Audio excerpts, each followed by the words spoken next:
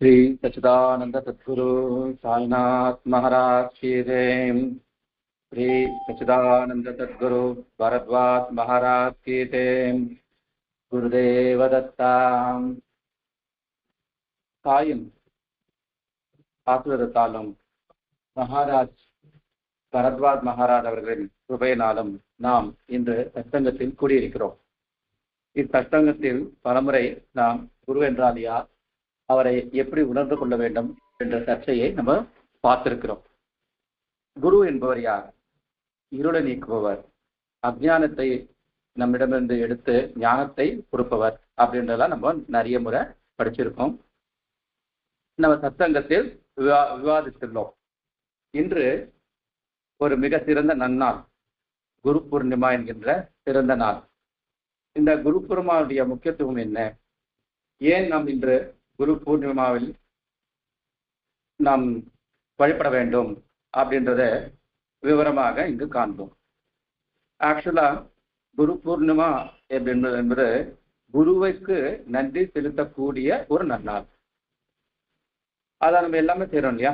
அவருடைய அனுகிரகம் பெற்றிருப்போம், நல்வழியா சென்றிருப்போம், நல்ல அனுபூதியை பெற்றிருப்போம், பல நன்மைகளை பெற்றிருப்போம். அதற்கு காரணமாக இருந்த குருவை நம் மனதார நன்றியை தெரிவித்திருக்கக்கூடிய நாளாக இருக்கிறது இன்றைய குரு பூர்ணிமா நாள். அதாவது இந்த குரு பூர்ணிமா என்பது வியாசர் முனி அவர்கள் ஜன்மதினத்தை நாம் குரு பூர்ணிமா ஆக கொண்டாடப்படுகிறது. அவர் ஜன்மித்த நாள் இன்று என்று நாம் குரு பூர்ணிமாவை நாம் வழிபடுகிறோம். வியாசரை மிக உயர்ந்த குருவாக இந்து மதம் திகழ்த்திக் கொள்கிறது. வியாசரை நம்ம இன்னொரு விஷயமாவும் சொல்லுவாங்க. வியாசரை இன்னொரு பேர் அவருக்கு வியாசர் அப்படின்ற பெயர். அது என்ன? வேத வியாசர். வேதத்தை எளிமையாக நமக்கு கொடுத்தும், அதே போல அதை உருவாவதற்கும் அதை சிறப்பிப்பதற்காக தன்னை பாடுபடுத்திக் கொண்டதினால், தன்னை ஊக்கப்படுத்திக் கொண்டதினால் அவரை நாம் வேத வியாசர் என்றும் கூறுகிறோம். வேதத்தை அபிவிருத்தி செய்வதற்காகவும் அவர் பாடுபட்டார். ஆகையினால் அவர் நாம் இன்று மறைமுகமாக என்ன சொல்லலாம் சொன்னா, வேதம் உதித்த நாளாகவும் நாம் எண்ணிக்கொள்ளலாம். இப்படி பல முறையில நம்ம பாரதத்துல நம்ம இந்த குரு பூர்ணிமாவை வழிபட்டு கொண்டு வருகிறோம். இப்பொழுது குருவை நாம் ஏன் வணங்க வேண்டும் அப்படின்றத நம்ம பலமுறை பார்த்திருக்கோம். சத்தங்கள் நம்ம விவாதம் செய்திருக்கிறோம். ஆனா இப்போ அது மட்டும் இல்லாம குருவை நம்ம எப்படி தெரிந்து கொள்ள வேண்டும் என்றது பெரிய விஷயமா இருக்கு. குரு என்றபடி யார், அவர் எப்படி இருக்கணும், அவர் கேரக்டர் என்ன? இப்போ மூளைக்கு ஒரு சாதுகள், மூளைக்கு ஒரு குருக்கள் இருக்காங்க. அவங்க உண்மையான குரு தானா, உண்மையான சாதுவானா அப்படின்றத நம்ம தேடல பார்க்கும் பொழுது அது உண்மையானவர்களா இல்லையா அப்படின்னு தெரிந்து கொள்வதற்கு நமக்கு கடினமாக இருக்கிறது. அது ஒரு மிக பெரிய சேலஞ்சே சொல்லலாம். நம்ம இந்த கலியுகத்துல பார்க்கிறவங்கெல்லாம் குருவா தான் தெரியுறாங்க. பார்க்கிறவங்கெல்லாம் குருவா தான் தன்னை பேசிக் கொள்கிறார்கள், தன்னை உயர்த்திக் கொள்கிறார்கள். அப்ப ஆக்சுவலான குரு என்பது யார்? யாரை நம்ம குரு என்று தேர்ந்தெடுக்க வேண்டும்? யாரை குருவுடைய லட்சணங்கள் என்ன, குருவை நம்ம எப்படி தெரிந்து கொள்ள வேண்டும் அப்படின்றது மிக பெரிய பிரச்சனையாக நமக்கு இருக்கிறது. அதாவது இத குருவுக்கு நன்றி தெரிவிக்கக்கூடிய நாளாக இன்று குரு பூர்ணிமாவில குருவை பற்றி நாம் எப்படி தெரிந்து கொள்ள வேண்டும்? அதாவது ஒருத்தர் இருக்காங்கன்னா, ஒருத்தர் 2 பேர் 3 பேர் முன்னாடி இருக்கிறாங்கன்னா அது உண்மையான குருக்களா இருப்பாங்க.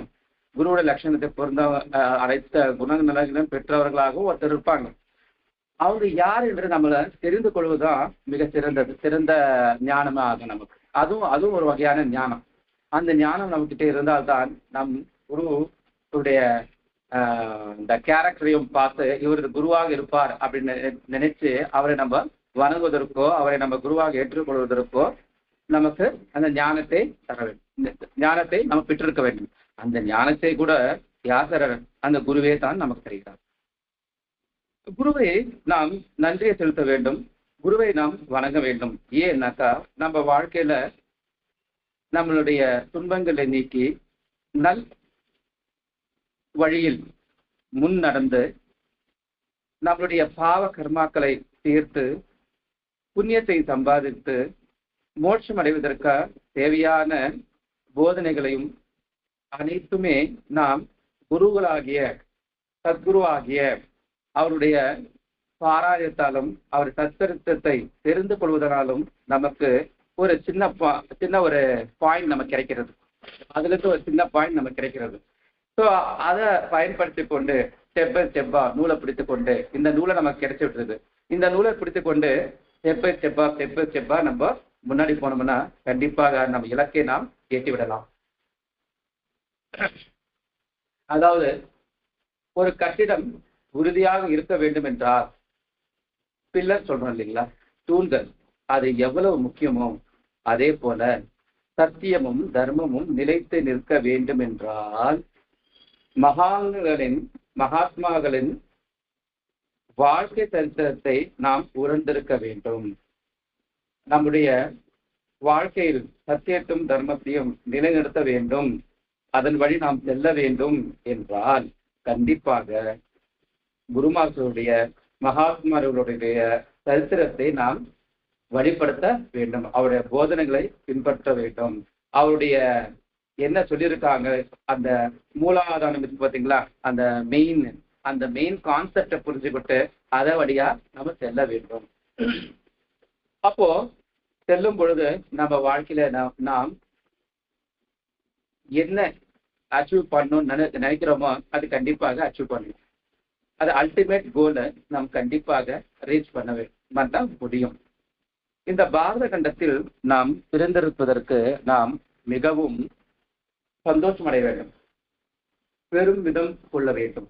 ஏனெனில் இந்த பாரதத்தில் தான் பல வகையான முனிவர்கள், பல மகாத்மாக்கள், பல குருமார்கள், அனைத்து குருமார்களும் நிறைய பேர் இங்க ஜென்மித்து உள்ளார்கள். அவர்கள் காலடிப்பட்ட கண்டம் இது பரத கண்டம். மகா புருஷர்கள் தவம் செய்த நாடு நம் நாடாகும். அப்போ அப்படிப்பட்ட மகான்கள், அப்படிப்பட்ட குருமார்கள், அப்படிப்பட்ட அவதூதர்கள், அப்படிப்பட்ட புண்ணிய புருஷர்கள் வாழ்ந்த இடம், அவருடைய வாழ்க்கை முழுவதும் இங்கு சம்பூர்ணமாக செய்திருந்த இடமாகும். அப்போ அந்த இடத்துல நம்ம பிறந்திருக்கோம்னு சொன்னாக்கா கண்டிப்பாக நாம் முன்ஜென்மத்தில் ஏதோ ஒரு புண்ணியம் செய்திருக்கவே இந்த வருடத்தில் நாம் பிறந்திருக்கோம். இதெல்லாம் நம்ம பாருங்க, யுஎஸ் ஆஸ்திரேலியா எங்கேயாவது பிறந்திருக்கலாம். பட் நம்ம இங்க இந்தியாவில பாரதத்துல பிறந்திருக்கோம்னு சொன்னாக்கா முன்ஜென்மத்தில் நாம் ஏதோ ஒரு புண்ணியம் செஞ்சிருக்கோம். ஸோ இப்பவே புரிஞ்சு போயிடுச்சு, நம்ம கண்டிப்பா ஒரு புண்ணியம் செய்திருக்கிறோம் அப்படின்னு. அந்த புண்ணியத்தை இன்னும் பலப்படுத்தி இன்னும் தர்மத்தையும் சத்தியத்தையும் ஊன்றுகோலாக கொண்டு நம் வாழ்க்கையிலே ஊன்றி செல்லும் பொழுது நாம் மேலும் மேலும் சிறப்பாக இருப்பதற்கு பல வாய்ப்புகள் நமக்கு அளிக்கப்படுகின்றன இந்த குரு சரித்திரம் நமக்கு.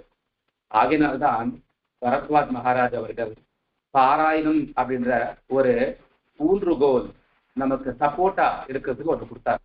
அதை கொடுத்து கொண்டு நீ ஸ்டெப் எடுத்து போயிட்டு முன்னாடி போயிட்டே இரு, ப்ரொமோஷன் மேல ப்ரொமோஷன் போயிட்டே இரு, நீ பின்னாடி பார்க்காத அப்படின்னு நம்ம கொடுத்துருக்கிறோம். அப்போ அவருக்கும் நம்ம நன்றி சொல்லக்கூடிய நாளாக இருக்கு. இப்படி வாழ்க்கையில் அவரவர் வாழ்க்கையில் சரித்திரத்தை, அவர்களின் வாழ்க்கை சரித்திரத்தை நாம் உதாரணமாக எடுத்துக்கொண்டு நம் வாழ்க்கையை உத்தரித்துக் கொள்ள வேண்டும் என்பதே இந்த குரு பூர்ணிமாவினுடைய குறிக்கோள். ஓகேங்க, இப்ப நம்ம இவ்வளவு சொல்றோம், குரு பத்தி இவ்வளவு சொல்றோம், இவ்வளவு செய்யறோம். ஓகே, குருவோட முக்கியத்துவம் புரிஞ்சுக்கிட்டோம், குருவன்ற யாருன்றதெல்லாம் எல்லாம் நம்ம நிறைய பேர் பேசிட்டோம், எல்லாம் தெரிஞ்சுட்டோம். ஆனா மெயின் கஷ்டமே ப்ராப்ளம் என்னன்னா, யார் குரு, யார் நம்ம குருவா தேர்ந்தெடுக்கிறது, அவருடைய லட்சணங்கள் என்ன அப்படின்றது தெரிந்து கொள்வது மிக மிக கடினமாக இருக்குது. அதுக்கு முன்னாடி குருகள் பல வகையில இருக்காங்க.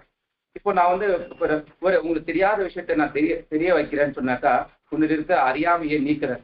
ஏதோ ஒரு விஷயம் உங்களுக்கு தெரியாது, அதை நான் நீக்கிறேன், அப்ப நானும் குரு தான். புரியுதுங்களா? குருவன்ற சொல்றது ஞானத்தை நீக்குவது, தெரியாம ஒரு விஷயத்த சொல்வது, தெரியாம இருக்கிறத அதை சரி செய்வது, அவளை தெரிய வைக்கிறது. அது அது அந்த விஷயத்த அப்படி பார்க்கும் பொழுது, அப்படி சூப்பர்ஃபிஷியலா பார்க்கும் பொழுது, மேலோட்டமா பார்க்கும்போது குருக்கள் பல வகையில இருக்காங்க. சூஷ்ம குரு, வாசகுரு, போதகுரு, விஷயகுரு, அனைத்திற்கும் மேலாக பரமகுரு. இந்த சூட்சும குரு என்பவர் நம்ம வாழ்க்கையில வழிகாட்டுவோம், வாழ்க்கையில வழிகாட்டுவாங்க. இப்படி போனா நல்லா இருக்கும், ஒரு என்ன கைடன்ஸ் கொடுப்பாங்க.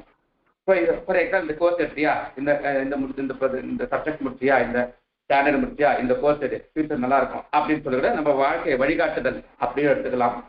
நம்ம தீய வழியில போயிட்டு இருந்தா இது நல்லது கிடையாது, இதனால உனக்கு ஃபியூச்சர்ல பல கஷ்டங்களை இன்னல்களே அனுபவிப்பாய், வேண்டாம், நீ இந்த வழியில போ அப்படின்னு வழிகாட்டுறதாகவும் இருக்கலாம். இப்படி பல வகைத்துல நமக்கு கைட் பண்ணக்கூடியது சூட்சும குரு. வாசகுரு இவரு சிறப்பான பேச்சாளர். பேசுவது எப்படி, பேச்சு தன்னுடைய கருத்துக்களை மற்றவர்களுக்கு எப்படி எளிமையாக புரிந்து கொள்ள கூடிய அளவிற்கு எளிமையாக பேசக்கூடிய திறமை மிக்கவர். வல்லவனுக்கு வல்லவனாகவும் பேச்சாளருக்கு பேச்சாளராகவும் தன்னுடைய கருத்துக்களையும் சத்தியத்தையும் எளிமையாக தன்னுடைய வாய்காலத்தின் மூலமாக வெளிப்படுத்தக்கூடியவர் வாசகுரு. அதை நமக்கு போதிப்பார். போதகுரு அந்த பேர்லயே நமக்கு தெரிஞ்சிருக்கு, நம்மளுக்கு தேவையான போதனைகளை போதிக்கவர். இப்படி விஷயகுரு, பரமகுரு அப்படின்னு நிறைய குரு இருக்காங்க. அனைத்திலும் தெரிந்தவர் பரமகுரு. இவர் உத்தமமானவர்.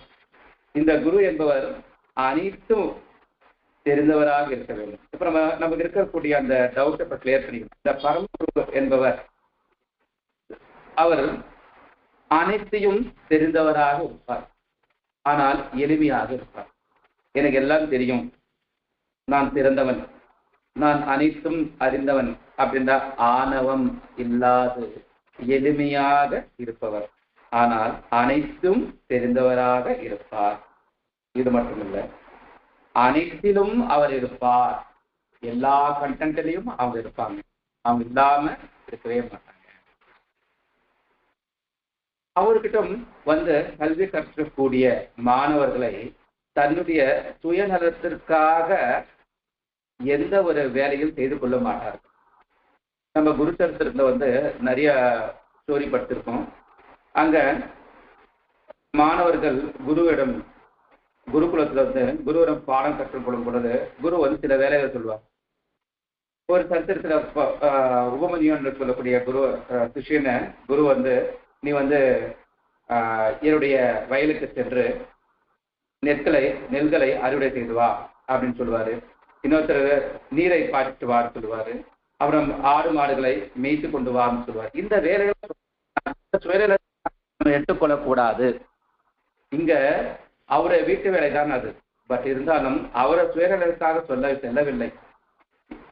அவர்கள் இந்த வேலை செய்யும் பொழுது சில விஷயங்களை அறிந்து கொள்வார்கள், புரிந்து கொள்வார்கள், தெரிந்து கொள்வார்கள். இத்தனை நாள் அது தெரியாம இருந்தாங்க. அவங்க அது தெரிவதற்காகவும் இந்த செயல்களை செய்ய சொல்வாங்க. என்றுமே குருமார்கள் தன்னுடைய சுயநலத்திற்காக மாணவர்களை பயன்படுத்திக் கொள்ள மாட்டார்கள். நம்ம பார்க்கும் பொழுது சூப்பர்ஃபிஷியலா மேலோட்டமா பார்க்கும்போது வேலை வாங்குற மாதிரி இருக்கும். ஆனால் அது அவர்களுக்கு நன்மையை விளைவிக்கக்கூடியதாக இருக்கும். அதன் பொருட்டு அவர்கள் பொறுமை, அப்புறம் வேலையினுடைய சாமர்த்தியம் அனைத்துமே அவர்கள் தானாகவே பெற்றுக்கொள்வார். அதற்காகத்தான் இந்த வேலைகள் குருவாக்கியவர். அப்போ 2வது லட்சம் 10 என்ன சொன்னமோ, அவர் அனைத்தும் தெரிந்தவராக இருப்பார், அனைத்திலும் இருப்பார். மாணவர்களை தன்னுடைய சுயநலத்திற்காக என்றுமே பயன்படுத்திக் கொள்ள மாட்டார். அது மட்டும் இல்லாது எந்த ஒரு பொருளின் மீதும் நாட்டம் இல்லாதவராக இருக்க வேண்டும். ஒரு குருன்னு சொல்றாருன்னா, நீங்க வாங்க நான் ஒரு வாசுதரம் பண்றேன், 100 ரூபாய் தட்டில் போட்டு போங்க அப்படின்னு சொல்றவர கண்டிப்பா அவர் குரு இல்லை. நான் சொல்றேன் இதுக்கு பதிலா நீ அங்க போயிட்டு இந்த இவரை பார்த்து இந்த காணிக்கை செலுத்து அப்படின்னு சொன்னாருன்னா அவரு கண்டிப்பா குரு அல்ல. குரு என்பவர் எந்த ஒரு சுயநலத்திற்காகவும் யாரிடமும் எதுவும் யாசிக்க மாட்டார்கள், யாருக்கிட்டும் இலவசமா எதுவும் பெற மாட்டார்கள். அவர் வல்லவனுக்கு வல்லவனாகவும், ஒரு வல்லவன் இருக்கான்னா அவனையும் சிறந்தவனாக இருப்பார், அனைத்திலும் இருப்பார், அனைவரையும் சிறந்தவராக இருப்பார். அவர்தான் பரமகுரு என்று நாம் கூறுகிறோம். மற்றவர்கள் நலனுக்காகவே செயல்படுவராக இருக்க வேண்டும். அவருடைய கேரக்டர் இது ஒரு முக்கியமானது. நம்ம இந்த விஷயத்துல சொல்லும் பொழுது, இந்த குணநலம் சொல்லும் பொழுது, பாபா சரித்திரத்துல பாபாவை நம்ம ஊர்ந்து கவனிக்கும் போது தனக்காக அவர் எதுவும் செய்ய மாட்டார். எங்கேயோ ஒரு அம்மை தன்னுடைய குழந்தைய நெருப்புல விழுந்துட்டு போற தவறி விட்டதுனால இவரு தன்னுடைய கைகளை சுட்டுக் கொண்டாரு தூணியில போட்டு. இப்போ இங்க இவரு மற்றவருக்காக தனக்கு மற்றவருடைய வருகின்ற கஷ்டங்களை தான் பெற்றுக்கொண்டு அவரை காப்பாற்றுவார். இப்படி அவர் மிக சிறந்தவராக இருப்பார். அவருக்காக எதுவும் செய்ய மாட்டார்கள். அவருடைய வாழ்க்கை அனைத்துமே மற்றவருக்காகத்தான். ஏன் இவ்வளவு எதற்கு? நம்ம செய்யக்கூடிய பாவம் எல்லாமே கங்கையில் போய் நம்ம கரைத்து விடுகிறோம். ஸோ கங்கா ஸ்தானம் பாப விமோசனம் சொல்றோம். நம்ம எவ்வளவோ பாவம் செய்யறோம், எல்லாத்தையும் கொண்டு போய் கங்கையில மிக்ஸ் பண்ணிட்டு வந்துடுறோம். அப்ப அந்த தாய், கங்கை தாய் என்ன பண்ணுவா? இத்தனை பேர் கூடாத மக்கள்கள் அந்த பாவத்தை தன்னுடைய நீரில் கலந்துவிட்டு போயிருக்கிறாரு. அதை யார் தூய்மைப்படுத்துவார்கள்? அதை யார் சரி செய்வார்கள் அப்படின்னு பார்க்கும் பொழுது குருமார்களுடைய, பரமகுரு, சத்குரு இவர்களுடைய பாதங்கள் அந்த நீரில் படும் பொழுது என்ன ஆகுது? நீர் புனிதமாகிறது. இவர்கள் இங்க என்ன சொல்ல வரேன்னு சொன்னாக்கா, மனிதர்களுடைய இன்னல்களை மட்டும் அல்ல, தேவர்களுடைய இன்னல்களையும் காக்கக்கூடியவராக, அந்த இன்னல்களையும் நீக்கக்கூடியவராக விலகுவரான ஒரு கேரக்டர், விலகுவராக இருக்கக்கூடிய ஒரு குணம் படைத்திருக்க வேண்டும் அப்படின்றார். அப்படி பார்க்கும் பொழுது சாய்பாபா சரித்திரத்துல நம்ம நிறையவே பார்த்திருக்கோம். அவருடைய கேரக்டர் எப்படி இருந்ததை நம்ம நிறைய பார்த்திருக்கோம். ஒவ்வொன்றும் நம்ம பக்தர்களுக்கு தெரியாமையே ஹெல்ப் செய்வார். இவர்தான் செய்தாருன்னு தெரியாத இருக்கும். அந்த போல நிறைய ஹெல்ப் பண்ணியிருப்பார். அந்த நிறைய அனுபூதியும் கொடுத்திருப்பார். ஸோ இப்படி இந்த குணங்களெல்லாம் பெற்றிருந்தாக்கா நம்ம அவரை பரமகுரு அப்படின்னு சொல்லலாம். அப்படியாப்பட்ட பரமகுருவை தேர்ந்தெடுத்து அவர்களுக்கு நன்றி சொல்லக்கூடிய நாளான தான் நடத்தப்படுகிறது இந்த குரு பூர்ணிமா. இந்த குருவனுடைய சரித்திரத்தை படித்தோம். இப்ப நம்ம சில குருவர்கள் சமாதி நிலை அடைந்து விட்டார்கள். அவர்கள் சமாதி நிலையத்தில் இருந்தாலும் அவருடைய சரித்திரத்தை படிக்கும் பொழுது அவர் புத்தகத்தை, அந்த சரித்திரமே உயிருள்ள ஒரு பௌதிக உடலில் இருக்கக்கூடிய நபராக நடந்து அவர் நம்மளோடவே இருக்கிறார் என்ற ஃபீலோட உணர்ந்து நம்ம படிக்கும் பொழுது அவரோடு நாமளும், அவர் வாழ்ந்த காலத்தில் நம்மளும் இருக்கிற போல ஒரு ஃபீல் வருகிறது நமக்கு.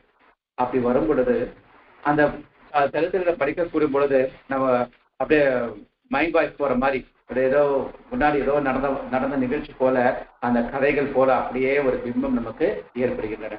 ஸோ அவரோட இருக்கிற மாதிரியும் அவர் சொல்லக்கூடிய போதனைகள், அவர் சொல்லக்கூடிய அறிவுரைகள் அனைத்துமே பின்பற்றி நம் வாழ்க்கையில செல்லும் பொழுது நமக்கு அறியாமலேயே நமக்கு ஒரு மனதில் ஒரு சந்தோஷம் ஏற்படுகிறது. நம்மள அறியாமையே நம்மளுடைய மனதில் ஒரு நிம்மதி ஏற்படுகிறது. நம்ம அறியாமலேயே நம் மூளையில் ஒரு சந்தோஷம் விதிக்கப்படுகிறது. இதுதான் அனுபூதிகள். இப்போ அது போல இத்தனை நாள் எனக்கு இந்த மாதிரி பீஸ்ஃபுல்லா இல்லை, நான் இந்த பாயம் படித்தேன், கருத்தம் படித்தேன், அதை ஒரு இன்சிடென்ட் இருந்தது. அந்த இன்சிடென்ட் மூலமாக எனக்குள்ள இருந்த ஒரு தீய சக்தியை நான் விட்டுட்டேன், அதுல இருந்து எனக்கு நல்லா இருக்கு, நான் சந்தோஷமா இருக்கேன் அப்படின்னு நிறைய பக்தர்களுடைய அனுபூதிகள் நம்ம நிறையவே பார்த்திருக்கோம். ஸோ அப்படியாப்பட்ட அந்த அளவுக்கு நம்மளை மேன்மைப்படுத்திய குருவை நாம் நன்றி செலுத்தும் நாளாக என்று நாம் கருதப்படுகிறோம். அவங்க நன்றி செலுத்தணும் இல்லையா? அதனால நம்ம பாபாவையும் இந்த நன்னாளில் என்ன செய்யலாம்? வணங்கலாம். எனக்கு தெரிந்த குருகள், தெரியாத குருகளோடு நமக்கு நிறைய பேர் இருப்பாங்க. என்னுடைய அறிவுக்கு எட்டாத குருமார்கள் நிறைய பேர் இருக்காங்க. அப்படி யாராவது இருந்தாலும் அவர்களையும் இங்கு வணங்கலாம். அது மட்டுமல்ல, இங்க நம்ம முக்கியமாக இந்த சத்சங்கத்துக்கு காரணமாக இருந்தவர்.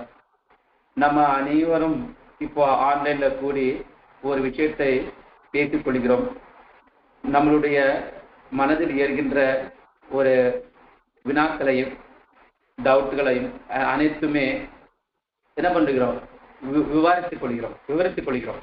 அதற்கு முதுகு எலும்பாக இருந்த பரத்வாஜ் மகாராஜ் அவர்களை நம்ம கண்டிப்பாக எப்பவும் நம்மளுடைய லாஸ்ட் டிராப் ஆஃப் பிளட்னு சொல்லுவாங்க பார்த்தீங்களா, உயிர் மூச்சு இருக்கிற வரைக்கும் அதை நம்ம மறக்கவே கூடாது. அப்போ அவருடைய வழிநடத்தி கொண்டு வந்திருக்கிறார். நம்மள அவர் வழியில நடந்து கொண்டு நாம் பல இன்னல்களை தகர்த்து நன்மையை பெற்று சந்தோஷமாக இந்நிலையில் வாழ்ந்து கொண்டு இருக்கிறோம் எனில் அவருக்கு கண்டிப்பாக நம்ம நன்றி சொல்லணுமா சொல்லக்கூடாதா? கண்டிப்பா நம்ம சொல்லணும். இப்போ இவருடைய சரித்திரத்தை பார்க்கும்போது நம்ம எல்லாருக்கும் தெரிஞ்சிருக்கும். ஆனால் இந்த குரு சரித்திரம் படிச்சிருக்கோம். நம்ம பரத்வாஜ் மகாராஜ் அவர்களுடைய சரித்திரத்தை நம்ம படிச்சிருக்கிறோம். அவர் எப்படி இருந்தார், என்ன இருந்தார், எல்லாருக்கும் நமக்கு தெரியும். இருந்தாலும் இன்று குரு பூர்ணிமான்றதுனால ஒரு ஷார்ட்டா சிம்பிளா அவரை பத்தி நம்ம கொஞ்சம் பேசுவோம். பரத்வாஜ் மகாராஜ் அவர்கள் யூத்தா இருக்கும் பொழுது அவர்களுக்கு இறைவன் மீது எந்த ஒரு நாட்டமோ பற்றோ பக்தியோ இல்லை. சொல்லப்போனா நாஸ்திகராக தான் அவர் இருந்தார். ஆனால் அவருடைய வாழ்க்கையில் பல திருப்பு முனைகள் ஏற்பட்டது. அதாவது ஒருமுறை அவருடைய அண்ணன் திருடிக்கு செல்லலாம் வா என்று அழைத்த பொழுது, நான் திருடிக்கு வரமாட்டேன், எனக்கு தேவையில்லை அப்படின்ட்டு அடம்பிடித்தேன். நான் யாரையும் கும்பிட மாட்டேன், எதுவும் செய்ய மாட்டேன், வணங்க மாட்டேன் அப்படின்னு சொன்னேன். அதுக்கு அவர் பிரதர் என்ன சொல்றாருன்னா, நீ யாரும் வணங்க வேண்டாம், யாரும் தலைகுனிந்து பிரேயர் செய்ய வேண்டாம், பட் எனக்கு வழி துணையா வா, எனக்கு கம்பெனி கொடு, அது மட்டும் போதும், நீ வா என்னோட அப்படின்னு எப்படி அழைச்சிட்டு போறார். அப்படி போகும் பொழுது அவரு திருடிக்கு அடைகிறாரு. ரெண்டு பேரும் திருடியை அடைகிறார்கள். எதிரில் சாய்பாபாவுடைய சமாதியை பார்க்குறாங்க. அந்த சமாதியை பார்க்கும் பொழுது அங்க பக்தர்கள் அனைவருமே தூபங்கள், வாசனை பொருள்கள் அனைத்துமே அங்க போட்டிருப்பாங்க. அந்த இடத்துல ஒரே ஸ்மெல், நல்ல ஸ்மெல்லா இருக்கிற மாதிரி இருக்கும். ஆனா இவருடைய மைண்ட்ல ஒரு ஓட்டம் செல்கிறது. இவர் எப்போ இறந்து விட்டார், அவர் திங்க் பண்றாரு. அந்த மாதிரி எப்போ பூத உடலை விட்டுட்டாரு, இப்ப இங்க புதைக்கப்பட்டு இருக்கிறார், இப்பொழுது அவருடைய உடல் என் நிலையில் இருக்கும், அது சயின்டிபிக்கா திங்க் பண்றாரு. அவருடைய உடல் எவ்வளவு டீகம்போஸ் ஆயிருக்கும், எவ்வளவு பாக்டீரியாஸ் இருக்கும், எவ்வளவு துர்நாற்றம் அடிக்கும், அப்படி ஒரு நினைச்ச உடனே அவருக்கு அப்படியே வாயெல்லாம் கொமட்டது, பயிரெல்லாம் கொமட்டுற மாதிரி ஆகுது, வாந்தியே இருக்கிற மாதிரி சூழ்நிலை வருது. அப்ப நினைக்கிறார் அவரு, இதெல்லாம் போகத்தான் போல அனைவரும் இங்க வாசனை பொருளும் மற்ற பொருள்களையும் இங்க தூபத்தை ஏற்றிருக்கிறார் போல அப்படின்னு நினைக்கிறார். நினைச்சு அவருக்கு அந்த நினைப்பிலே இருக்கும் பொழுது அவருக்கு சுவாமிக்கு ஒரு மாதிரி மயக்க நிலைய மனமும் மூளையும் ஒரு மாதிரி அவருக்கு டிஸ்டர்பன்ஸ் நிறைய ஆயிடுது. அவர் அண்ணனோட ரூமுக்கு சென்று விடுகிறார். இப்படி அவரு ரொம்ப மனவேதனையில ஒரு மாதிரி இருந்தார்.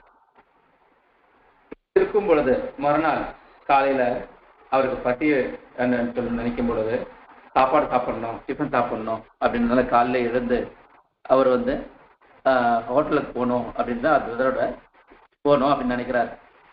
அப்போ இவர் சரி சாப்பிட செல்லலாம், ஏன்னா ஒரு மயக்க நிலையில் இருந்தாரு, ஒரு டிஸ்டர்பன்ஸா இருந்தது, நைட் எல்லாம் ஒரு மாதிரி தூக்கம் இருந்தும் இல்லாமையும் ஒரு மாதிரி டிஃப்ரெண்டா ஒரு மாதிரி அன்ஈஸியா இருந்துட்டாரு. மறுநாள் எனர்ஜியே இல்லாம இருக்கு. எனர்ஜி பெற்றுக் கொள்வதற்காக உணவு அருந்த வேண்டும் என்ற எண்ணத்தோட அவரு அந்த ஒரு உணவு விடுதிக்கு செல்றார். அப்போ இவர் போன காலத்து டைம்ல அங்க மெட்ராஸ் விடுதி அப்படின்னு மெட்ராஸ் ஹோட்டல் மெட்ராஸ் அப்படின்னு ஒரு ஹோட்டல் இருக்கு.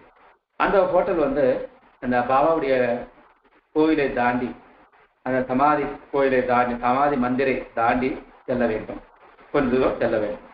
அப்படி அவர் அந்த இடத்துக்கு போறதுக்காக செல்லும் பொழுது அவர் பாபாவுடைய கோயிலை நெருங்கும் பொழுது ஏதோ மனதில் ஒரு உந்தை, அதாவது பாபா திரும்பி பார்க்க வேண்டும் அப்படின்ற ஒரு எண்ணம். எனவே அவர் அந்த உந்தலுக்கு ஏற்ப அவருடைய தலையை பாபாவிடம் நோக்கி பார்க்கிறார். அப்படி பார்க்கும் பொழுது அவருடைய கண்களை பார்க்கிறார். அந்த கண்களில் தேஜோதயமான அந்த கண்கள், அந்த பயங்கரமான ஒளி பொருந்திய அந்த கண்கள் இவரை ஒரு ஆகர்ஷணம், அதாவது அட்ராக்ஷன் பண்ணி அப்படி ஈர்ப்பு சக்தியில இழக்க செய்கிறது. இவரும் அப்படி நின்றுறாரு, அதை பார்த்துட்டே இருக்காரு. ஒன்றும் புரியல, அப்படியே நின்று இருக்காரு. அப்ப இவருடைய கண்களும் பாபாவோட கண்களும் நேருக்கு நேராக பார்த்து கொள்ளும் பொழுது அவர்களுக்கு இடையே ஒரு மின்காந்த அலைகள் போல ஒரு என்ன சொல்றது, no feeling, no expression to say, அதாவது அந்த அனுபூதி வந்து நம்ம உண்மையிலே நம்ம பெற்றாதான் நமக்கு கிடைக்கும், தெரியும் அந்த ஃபீல் என்னன்னு தெரியும். அந்த மாதிரி அவர் ஒரு அனுபூதி பெறார். பெறும் பொழுது அவர் திங்க் பண்றாரு. இதுக்கு முன்னாடி நான் சொல்ல வேண்டிய விஷயம் ஒன்று மறந்துட்டேன். அதாவது வரதராஜ அவர்கள் வீட்டுல இவருக்கு பூணூல் அடைவதற்காக ஒரு நாளை செலக்ட் பண்றாங்க. செலக்ட் பண்ணி நன்னாளை குறித்து அவங்க அந்த நாளை இவருக்கு உபநயனம் செய்யணும் அப்படின்னு செய்யறாரு. அதே நன்னாள்ல அவருடைய அண்ணனுடைய மகன் இறந்து விடுகிறார். அப்படி இறந்து விடும் பொழுது ஒரு நன்னாள் என்று சொல்லி, நம்ம நல்லது நாள்னு சொல்லி அந்த இடத்துல அந்த நாளை தேர்ந்தெடுத்து நம்ம உபநயனம் செய்த ஒரு நாள்ல நம்ம அண்ணனுடைய பையன் இறந்துட்டானே அப்படின்னு சொல்லும் பொழுது, அப்ப இந்த நாள் நல்ல நாளா, அப்ப அது அவருக்கு கெட்ட நாள் தானே, அப்ப எனக்கு நல்ல நாளா அப்படிங்கிற இதுல ரொம்ப கன்ஃபியூஷன் ஆயிடுறாரு. இந்த கன்ஃபியூஷன் ஆகிறது மட்டும் இல்லாம பிறப்பு என்ன இறப்பு என்ன, அந்த பிறப்புக்கும் இறப்புக்கும் இடையே உள்ளது என்ன, அந்த வாழ்க்கை என்ன, அது எத்தனை காலம், அதுல என்னென்ன அடங்கி இருக்கிறது, நாம் எப்படி இருக்கணும், என்ன ஏது என்று புரியாம நிறைய கொஸ்டின் மேல கொஸ்டின் அப்படியே அவருக்கு மைண்ட்ல ஓடுது. அவருக்கு அந்த கொஸ்டினுக்கு விடையை தேடணும் அப்படின்ற தேடல் அதிகமா போயிட்டே இருக்கு. என்ன அப்படின்னா என்னன்னு தேடல் வந்து அதிகமா போயிட்டே இருக்கு. இவர் அந்த தேடலை நோக்கி செல்லும் வழியாக பல புத்தகங்களை படிப்பார். பல பெரிய மகான்கள், பெரியவர்கள், காலத்தை எழுதினவங்க, அவங்களுடைய புத்தகத்துல நிறைய படிப்பார். ஏன்னா இவருக்கு தேவையான விடை கிடைக்கணும், அவருக்கு தேவையான விடை கிடைக்கணும் அப்படின்றதுக்காக அவருடைய தேடலை தேடிக்கொண்டே செல்கிறார். இந்த சூழ்நிலை இருக்கும் பொழுதுதான் அவர் அண்ணன்மார் வந்து திருடிக்கு வா அப்படின்னு அழைக்கிறார். அப்படி திருடிக்கு வந்த உடனே நம்ம ஏற்கனவே டிஸ்கஸ் பண்ண மாதிரி அந்த திருடில வந்தது அவருக்கு வந்து மயக்க நிலை ஏற்பட்டது. அது ஒரு அருவருப்பான இடமா அவர் நினைச்சிருக்காரு. மைண்ட்ல ஒரு மாதிரி ஆகுது, கொமட்டை எடுக்கிறது, வாந்தி எடுத்துறாரு, உடம்பு ஒரு மாதிரி டிஸ்டர்பன்ஸ் ஆயிடுது, வீட்டுல தூங்குறாரு. மறுநாள் புத்துணர்ச்சிக்காக சாப்பிட வேணும்னு சொல்லி ஹோட்டலுக்கு வராரு. மெட்ராஸ் ஹோட்டல் அப்படின்ற ஹோட்டலுக்காக வராரு. வரும்பொழுது பாபாவை பார்க்கிறார். அந்த ரோடை கிராஸ் பண்ணி போகும்பொழுது, அந்த இடத்த பாபாவுடைய கோயிலை கிராஸ் பண்ணி தான் அந்த ஹோட்டலுக்கு போகணுன்ற கட்டாயம் இருக்கும் பொழுது ஏதோ ஒரு உந்தல் இவருக்கு ஏற்பட்டு அவர் பாபாவை பார்க்கிறார். பார்க்கும் பொழுதுதான் நான் சொன்ன மாதிரி பாபாவுடைய கண்களும் இவருடைய கண்களும் ஒன்றோடு ஒன்று பார்க்கும் பொழுது மின்காந்தல் அலைகள் ஏற்படுவது போல ஒருத்தருக்கு ஒருத்தர் ஆக்கர்ஷணம் ஏற்படுகின்றன. ஆக்கர்ஷணம் ஏற்படும் போது தேடல் இருந்து பார்த்தீங்களா, நிறைய தேடல். இதுன்னா என்ன, பிறப்பு என்ன, இறப்பு என்ன, பிறப்புக்கும் இறப்புக்கும் இடையே உள்ள பந்தம் என்ன, இடையே உள்ள காலம் என்ன, அதுக்கு பேர் என்ன, அதுல என்னென்ன பந்தங்கள் இருக்கிறது, என்ன ஏது அப்படின்ற கூடிய பல வினாக்களுக்கு அவர்கள் விடை சென்று கொண்டே இருந்தார். இப்போ அதுக்கெல்லாம் ஏதோ ஒரு விடை கிடைத்தது போல அவர் வந்து அங்க ஃபீல் பண்றாங்க. அந்த டைம்ல ஃபீல் பண்ணும் பொழுது அவர் என்ன நினைக்கிறாருன்னா, அவர் ஒரு வகையான அனுபூதி பெறுறார். அதாவது இந்த உலகத்தை நான் பார்க்கிறேன், நான் பார்க்கக்கூடிய அந்த திறன் வல்லமை அவரிடம் இருக்கிறது. அவர் என்னை பார்த்து கொண்டிருக்கிறார். இந்த உலகமே ஒரு சக்தி வடிவமானது. அந்த சக்தியே, அந்த உலகத்தை அனைத்திலுமே இருக்கின்ற சக்தியானது ஒரு உருவம் எடுத்து அங்கு அமர்ந்திருப்பது போல பாபாவை அவர் உணர்கிறார். ஒரு சக்தியான தனக்குள் உள்ள சக்தியும் உலகத்தில் உள்ள சக்தியும் அனைத்துமே சராசரி அண்டங்களும் ஒரு உருவம் எடுத்தால் எப்படி இருக்குமோ அந்த உருவம் போல அவருடைய பாபாவையே பார்க்கிறார். இதுக்கு முன்னாடி இருந்ததுக்கும் இப்ப இருந்ததுக்கும் நிறைய டிஃபரெண்ட் அவர் புரியுது. முன்னாடி அந்த அவர் என்ன நினைச்சாருன்னா பூத உடலை விட்டு அங்க இருந்தவராக நினைச்சார், உதைக்கப்பட்டவராக நினைச்சார். இப்போ அவருக்கு இவரு உலகத்தில் இருக்கக்கூடிய அனைத்து சக்தியும் ஒன்றிணைந்து ஒருங்கிணைந்து உருவமாக இருக்கக்கூடிய ஒரு உருவத்தை அவர் பார்க்கிறது போல அவர் தேடுகிறது. இது அவருக்கு அவருடைய தேடுதலுக்கு ஒரு சின்ன என்ன சொல்லலாம், ஒரு பாயிண்ட் கிடைச்ச மாதிரி அவருக்கு இது கிடைக்குது. இந்த அனுபூதி அவருக்கு கிடைக்குது. இந்த அனுபூதி அவர் பெற்றது மட்டும் இல்லாம இப்படி பல விஷயங்கள்ல அவர் அனுபூதி பெறுகிறார்கள். பாபாவுடைய பக்தனாக மாறுகிறார்கள். பாபாவுடைய சரித்திரத்தை தெரிந்து கொள்கிறார்கள். அவருடைய சரித்திரத்தை ஃபர்ஸ்ட் ஹேண்ட் இன்ஃபர்மேஷன் அப்படின்னு சொல்லக்கூடிய போல அவருடன் வாழ்ந்த மக்கள் யாரெல்லாம் இருந்தாங்களோ அவங்க கிட்ட எல்லாம் போயிட்டு ஒரு குறிப்பு எடுத்துக்கொண்டார். இது போல பல பாடுபட்டு அதை எல்லாமே ஒன்றிணைந்து நமக்கு ஒரு புத்தகமாக பாபாவுடைய சரித்திரமாக நமக்கு லீலாமிர்தம், சாய் லீலாமிர்தம் என்ற புத்தகத்தை நமக்கு கொடுத்தார். அவர் பெற்ற அனுபவங்கள் அனைத்துமே அவரோடு போக விடாமல் அவரை பின்பற்றி வருகின்ற நம்மளை போல அஜ்ஞானிகள், நமக்கு அறிவில்லை, என்ன ஏதுன்னு நமக்கு தெரியல. ஸோ தெரியாத அஜ்ஞானத்தை, நம்மளிடம் இருக்கிற அஜ்ஞானத்தை ஒழித்து கட்டி ஞானத்தை அந்த பாராயணத்தின் மூலமாக நமக்கு சென்று அடைவதற்காக அவர் பட்ட இன்னல்களோ எவ்வளவோ அது வாயால் சொல்ல முடியாது. அவர் அனுபவித்த துன்பங்கள் எவ்வளவோ தெரியாது. இதுல ஒரே ஒரு விஷயத்தை மட்டும் பார்த்துக்கணும். ஒரே விஷயம் மட்டும் நான் சொல்ல விரும்புறேன். அவருடைய மகன் குழந்தைகள் உடம்பு சரியில்லாத இருக்கும் பொழுது கூட யாரோ ஒருத்தர் சாய்பாவுடைய நெருங்கிய ஒருத்தர் வந்திருக்காருன்னு சொன்ன உடனே ஜோல்னா பேக்கை மாட்டிக்கிட்டு ஒரு பேடம் பெண்ணை எடுத்து ஓடிடுவார்.